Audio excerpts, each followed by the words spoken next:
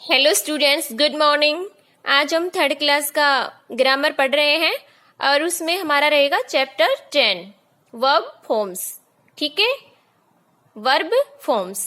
तो देखो क्या होता है verb. A verb tells us about the activity of a person और थिंग। कि एक वर्ब क्या होता है, आपको पता है कि हर सेंटेंस में एक वर्ब होता है। और वर्ब क्या होती है, वर्ब हमें क्या बताती है कि जो सेंटेंस होता है उसके अंदर कोई पर्सन और थिंग की जो एक्टिविटी होती है उसके बारे में बताती है। A verb tells us about the activity of a person और थिंक। वो हमें एक पर्सन और जो थिंक होती है उसके द्वारा जो भी एक्टिविटी की गई होती है उसके बारे में बताती है। देखो, right the different form of the verbs. यहाँ पे एक पूरा ग्राफ हमने बना रखा है, टेबल है, उसमें ये जो जितने भी वर्ब्स हैं उनको कितने फॉर्म में लिख सकते हैं वो सब लिखा है। तो देखो मैं आपको बताती हूँ। सबसे पहले देखो मेन वर्ब टू आस्क, फिर V1 में क्या हो जाता है वो आस्क प्रेजेंट में, पास्ट में V2 होती है तो आस्क्ड, और फिर पास्ट पार्टिसिपल यानी वर्ब की थर्ड फॉर्म कैसे लिखेंगे आस्क्ड, और V4 में आस्किंग, क्योंकि प्रेजेंट में V1 के साथ क्या लगा देंगे ING तो आस्किंग हो जाएगा।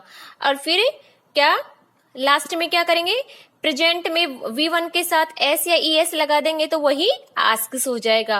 इस तरह से ये हमें सारी पढ़नी है। देखो आगे फिर है टू क्लीन, तो V1 में क्लीन हो गया, V2 में क्लीन्ड, V3 में क्लीन, और V4 में यानी प्रेजेंट के साथ V1 लगा देंगे तो क्लीनिंग हो गया, V1 के साथ ING लगा देंगे तो क्लीनिंग हो गया, और फिर वर्ब की फर्स्ट फॉर्म के साथ S या ES लगा देंगे तो क्लीन्स हो गया। इस तरह से देखो to leave, main verb to leave, फिर लीव V2 में लीव्ड हो जाएगा, V3 में लीव्ड हो जाएगा, फिर V1 के साथ ING लगाते ही लिविंग, और यहाँ लीव्स हो गया। फिर देखो टू मेक, मेक का V1 make, V2 made, V3 made, और उसको V1 के साथ ING यूज कर देंगे तो मेकिंग प्रेजेंट में, और फिर प्रेजेंट में ही ऐसे यूज कर देंगे तो मेक्स। फिर देखो टू टेल, फिर V1 tell, V2 told, V3 भी टोल्ड ही रहेगा, और फिर प्रेजेंट में ING लगा देंगे V1 के साथ तो टेलिंग हो गया, और फिर क्या हो गया SES लगा देंगे तो टेल्स। ऐसे ही टू ब्रेक मेन हो गया, उसके बाद में V1 होगी ब्रेक, V2 ब्रोक, और V3 ब्रोकन, फिर ब्रेकिंग और ब्रेक्स। फिर देखो यहाँ पे main to buy, V1 buy, V2 bought, V3 भी बोट हो जाएगा, और ये ING लगा देंगे तो बाइंग, यहाँ पे S लगा देंगे तो बाइज। फिर ये देखो main verb to catch, V1 catch, V2 यानी पास्ट कॉट, V3 भी कट रहेगा, और यहाँ कैचिंग हो जाएगा ING लगा देंगे तो, और यहाँ कैचेज हो जाएगा SES लगा देंगे तो। फिर ये देखो टू कम, फिर V1 कम, V2 केम, V3 कम, और V4 यानी V1 के साथ ING तो कमिंग और कम्स। ओके, फिर देखो to drew, V1 draw, V2 drew, V3 drawn, फिर ड्रॉइंग और ड्रोज। फिर देखो main verb to eat, V1 eat, past में V2 ईट, और पास्ट पार्टिसिपल ईटन, V3, और ING लगा दिया तो ईटिंग, और S लगा दिया तो ईट्स। फिर देखो to get, V1 gate, V2 past यानी गोट, और V3 got, getting, gets S या ES के साथ। फिर main verb to give, V1 give, V2 give, और थर्ड गिवन, और ING लगा दिया तो गिविंग, और S या ES लगा दिया तो गिव्स। फिर to go, V1 go, V2 went, V3 gone, और V4 यानी गो के साथ ING, और गो के साथ S या ES लगा देंगे तो गोज। फिर यहाँ पे आता है टू कीप, फिर V1 keep, V2 kept, V3 भी केप्ट, और फिर कीप के साथ ING लगा दिया तो कीपिंग, और कीप के साथ एस लगा दिया तो कीप्स। फिर ये मेन है to run, V1 run, V2 rain और V3 रन। रन के साथ ING लगा दिया तो रनिंग और रन के साथ एस लगा दिया तो रन्स। ओके। फिर देखो टू सी, V1 सी हो गया, V2 सा, V3 सीन हो गया और सी के साथ विद ING तो सीइंग हो गया और सी के साथ एस को ऐड किया तो क्या हो गया, सीज हो गया। फिर मेन आता है to write, V1 write, V2 wrote, V3 written और विद ING कर देंगे तो राइटिंग और विद SIS राइट्स। ओके। फिर देखो मेन तो क्या है to cut, V1 cut, to cut और थर्ड भी कट, ये तीनों कट ही रहेंगी V1 2 और 3। फिर कटिंग आ जाएगा, ING लगा देंगे तो V1 के साथ और फिर क्या हो जाएगा, कट के एस लगा देंगे तो कट्स हो जाएगा। प्रेजेंट में ING लगा देते हैं तो V1 के साथ ING लगता है और प्रेजेंट में V1 के साथ एस लगा देंगे तो एस लगा के फॉर्म बन जाती है। आगे देखो